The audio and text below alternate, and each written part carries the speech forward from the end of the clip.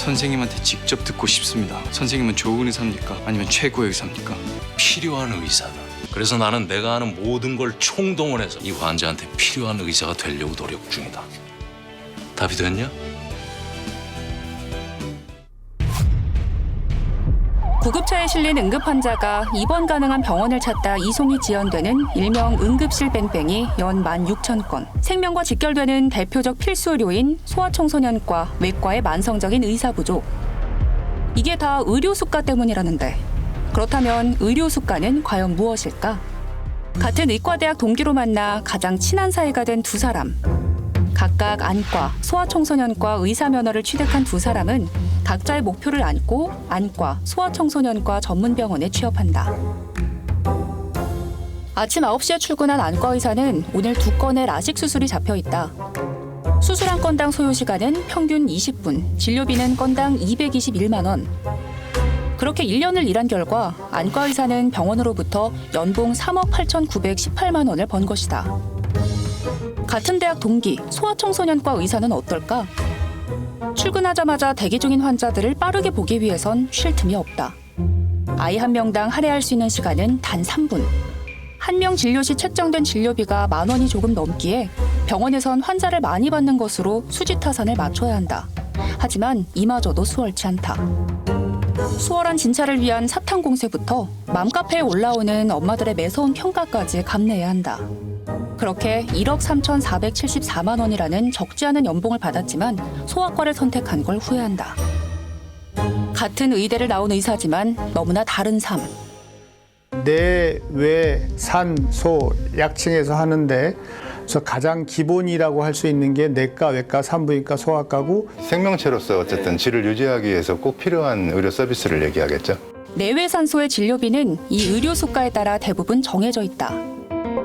만약 감기에 걸려 병원에 방문했다면 약 10,000원 정도의 진료비가 책정되고 환자는 평균 3,000원 내외의 부담금을 지불하게 된다. 그리고 나머지 7,000원은 건강보험공단에서 병원에 지불한다. 필수 의료 수가라고 하는 것은 소위 우리가 얘기하는 필수 의료 행위. 우리나라는 국민이 낸 의료보험료를 가지고 국가에서 운영을 합니다. 매겨진 수가에 따라서 돈을 지급을 하거든요. 그걸 우리가 급여 수가라고 하고 모든 대부분의 필수 의료는 그런 급여 수가 내에서 이루어지기 때문에 소위 우리가 얘기하는 필수 의료 행위, 여러 가지 행위들에 대한 수가를 얘기하는 겁니다. 그것을 우리가 필수 의료 수가라고 얘기합니다.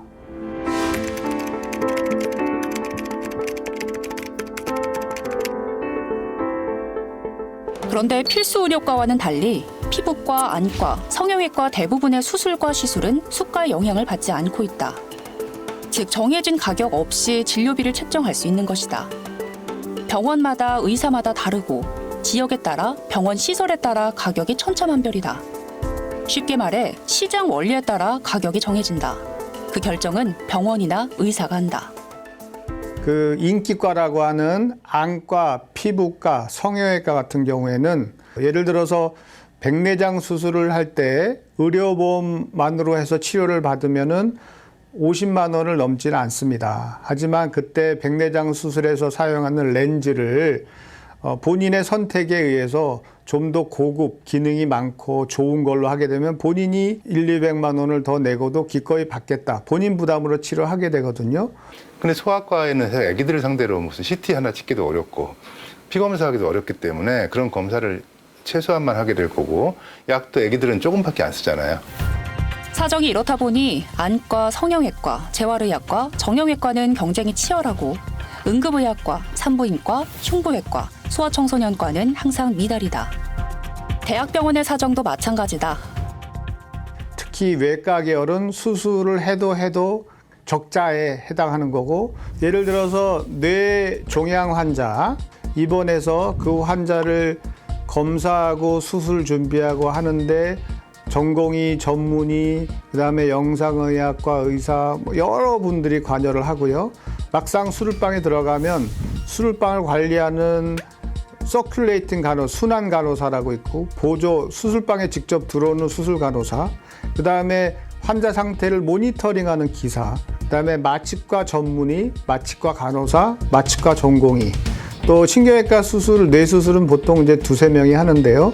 수술자와 조수, 또 뭐 임상조교수, 그다음에 전공의 뭐 이렇게 많은 사람이 집중을 해서 수술을 하고 치료를 하고 또 수술이 끝나면 중환자실에 가면 중환자실에 또 간호사들이 다 봐야 되고 하기 때문에 많은 인력이 투여되고 즉 원가가 많이 드는데 이에 비해서 책정된 수가가 낮기 때문에 결국은 이윤을 남길 수 있는 그런 구조는 아니라는 겁니다. 결국 병원은 필수 의료에 손을 댈수록 마이너스인 상황이고 의사들은 기피하고 최종적인 피해는 환자에게 돌아온다. 때문에 환자들이 충분한 필수 의료 혜택을 볼 수 없는 것이다. 1970년 수가 도입 이후 지속된 논쟁들. 다른 국가에 비해 턱없이 낮은 대한민국의 필수 의료 수가 때문에 수가를 올리기 위한 논의들이 지속적으로 이뤄져 왔지만 큰 변화를 이루진 못했다.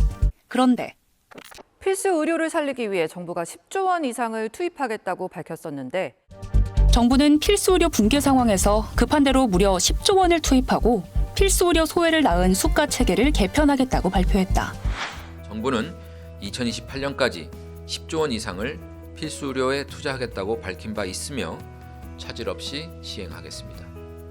우선 난이도와 업무 강도가 높아 의료 공급이 부족한 화상, 수지접합, 소아외과, 이식외과 등 외과계 깊이 분야와 심내혈관 질환 등 내과계 중증 질환 등 분야에 대해 총 5조 원 이상을 집중 보상하겠습니다. 이를 통해 난이도와 업무 강도가 높은 필수 의료 분야가 제대로 보상받도록 하겠습니다. 저출산 등 영향으로 수요가 감소한 소아 청소년과와 분만 등 분야에는 총 3조 원 이상을 집중 투입하겠습니다. 심내 네트워크, 중증 소아 네트워크 등 의료기관 간 연계 협력을 통해 치료 성과를 극대화할 수 있는 분야에 대해서는 2조 원의 네트워크 보상을 강화하겠습니다. 2028년까지 10조 원 이상을 필수 의료에 핀셋 보상 방식으로 차질 없이 투자할 계획이라고 발표했다. 난도가 높아 의료 공급이 부족한 외과와 내과계 중증 질환 분야에 총 5조 원 이상을 보상하고 저출산 등의 영향으로 수요가 줄어든 소아청소년과와 분만 등의 분야에는 3조 원 이상을 투입한다고 한다. 그런데 10조를 지원한다는데 그 비용은 어디서 나온다는 걸까? 건강보험 재정 고갈과 국민 부담 증가를 우려하는 시선을 피할 순 없어 보인다. 이에 대한 답으로 정부는 건강보험에 대한 국고 지원 규모를 늘릴 수 있다고 발표했다. 복지부 관계자는 건강보험 지출 구조 조정과 함께 국고 지원이 늘어나면 국민의 보험료 부담은 최소화하면서 필수료에 대한 투자를 확대할 수 있을 것이라는 기대를 내비쳤다. 하지만 국고 지원 규모를 늘린다면 그 비용은 또 어디서 나오는 걸까? 지출을 늘리면 또 지출을 줄일 방법을 고민해야 됩니다. 그렇지 않으면 이제 수입을 늘려야 되는 거고 수입을 늘린다는 건 국민들이 보험료를 더 내야 된다는 것이죠. 근데 지금 경제 상황도 어려운 상황에서 보험료를 또 인상해서 올린다고 하면 이 서민들의 부담이 매우 커질 것입니다. 정부가 필수 의료 꼭 필요한 곳에 지원을 늘리겠다고 하면 불필요한 곳을 줄이는 대책과 함께 방식들도 함께 제안이 된다라면 오히려 효율적으로 국민들의 필요한 의료 서비스를 받을 수 있도록 하는 방식이 될 거라고 보여집니다.